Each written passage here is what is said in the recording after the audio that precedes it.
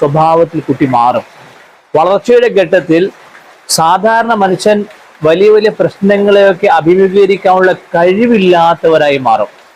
കുട്ടികളാകുമ്പോഴേ ചെറിയ ചെറിയ പ്രശ്നങ്ങളെ അഭിമുഖീകരിച്ച് നമ്മൾ വളർത്തണം. ഉദാഹരണം പറഞ്ഞാൽ പലരും ഈ കുട്ടികളെ വളർത്തും, എങ്ങനെ വളർത്തുമെന്നറിയോ? എല്ലാ സഹായവും കുട്ടിക്ക് എന്തൊക്കെ ആവശ്യമുണ്ടോ അതെല്ലാം ചെയ്തു കൊടുക്കും. ഒരു പണിയും കുട്ടിനെ കൊണ്ട് ചെയ്യിക്കില്ല. അത് കുട്ടിയുടെ സ്നേഹമായിട്ടാണ് വിവരിക്കാറുള്ളത്. ഇത് വലിയ അപകടമാണ്.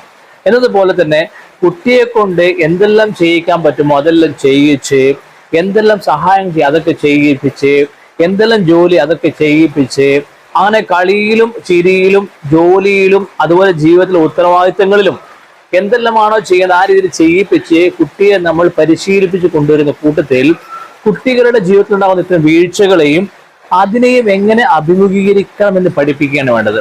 ഇത് സത്യത്തില് കുട്ടികൾക്കുള്ള വളർച്ചയുടെ ഘട്ടത്തിൽ വേണ്ട നല്ലൊരു